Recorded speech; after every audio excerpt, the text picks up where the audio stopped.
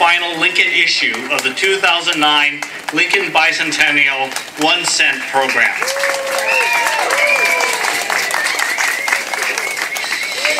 You're also here for a special treat because we'll also be unveiling the new Lincoln 1-cent coin reverse design for 2010 and beyond.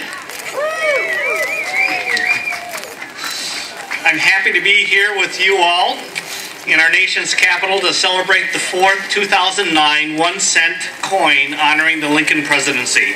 It was here at the U.S. Capitol that Abraham Lincoln served in Congress, was twice inaugurated as president, and lay in state after his assassination. The fourth and final 2009 Lincoln Bicentennial 1-cent coins evokes the historical challenges of the Abraham Lincoln's presidency to preserve the Union. The new coin's reverse image captures an incomplete U.S. Capitol, symbolizing the unfinished business of a nation torn apart by slavery and secession of the states, and Lincoln's resolve to see it finished and the Union preserved. That is why the U.S. Capitol, as it appeared during most of Lincoln's presidency, was chosen for the design of the fourth Lincoln 1-cent coin, and why we are here at the U.S. Capitol today to launch it into public circulation. The final 2009 Lincoln Bicentennial 1-cent coin was designed by United States Mint master designer Susan Gamble and sculpted by United States Mint sculptor engraver Joe Mena. I'm honored to share the stage today with Donald R. Kennan, Chief Historian of the U.S. Capitol Historical Society, and Eileen R. Makovich, the Executive Director of the Abraham Lincoln Bicentennial Commission. Donald Kennan has been the Chief Historian for the U.S. Capitol Historical Society since 1987. He directs symposia, publications, and educational outreach for the Society, and writes and lectures on the history of Congress and the Capitol.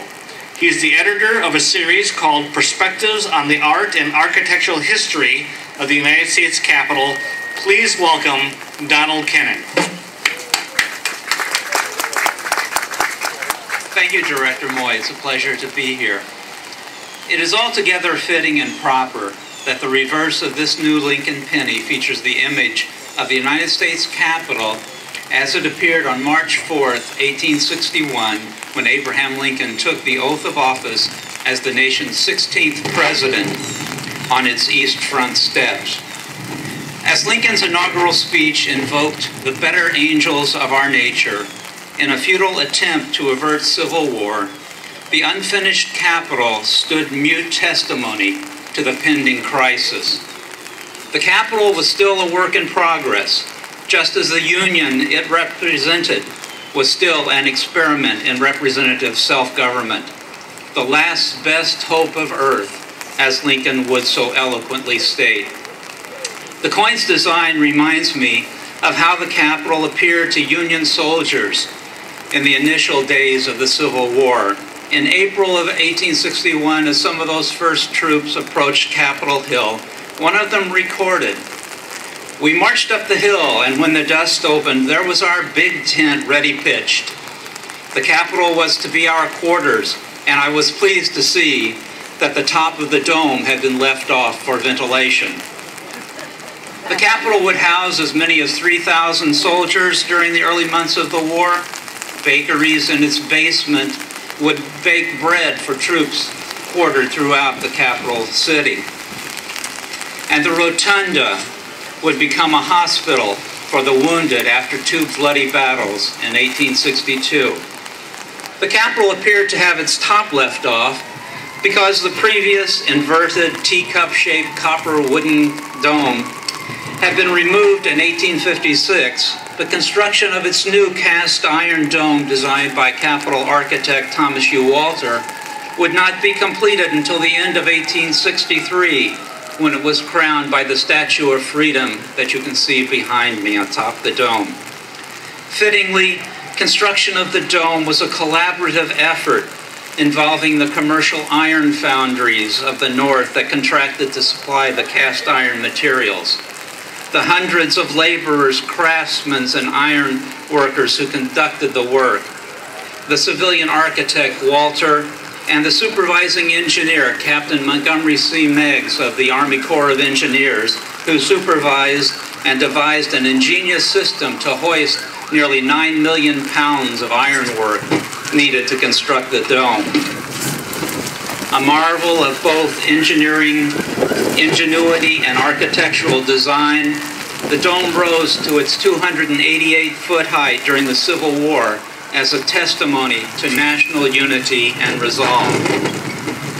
The dome's symbolic power was well understood, especially by President Lincoln. When he was questioned about the wisdom of expending so much money and materiel that was needed for the war effort on the construction of the Capitol, he reportedly responded, "If people see the Capitol going on, it is a sign we intend the Union shall go on." A quarter past noon on December 2nd, 1863, the flag of the United States was unfurled atop the last section of the Statue of Freedom erected atop the dome, marking the completion of the dome's exterior. When the sculptor of the Statue of Freedom, Thomas Crawford, had designed the statue in 1856, he could not have foreseen that it would be installed in the middle of a civil war that enlarged the boundaries of human freedom and abolished the legal right of one human being to own another.